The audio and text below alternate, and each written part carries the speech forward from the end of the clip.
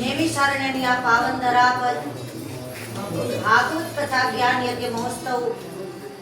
7મા દિવસના વિરામના સત્રમાં જ્યારે પ્રવેશ કરે છે ત્યારે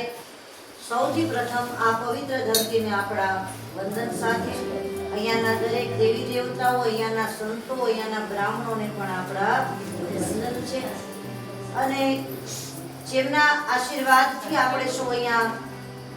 આવી અને જે આ જ્ઞાન ગંગાનો લાભ લીધો છે એવા કેદારનાથ મહાદેવના ચરણોમાં કોટી કોટી વંદન. સદાનંદ મન બાબુ, પરમ પૂજ્ય સુધાકર પુરીજી મહારાજ અને મારા ગુરુજી મા ભાવેશ્વરી માતાજી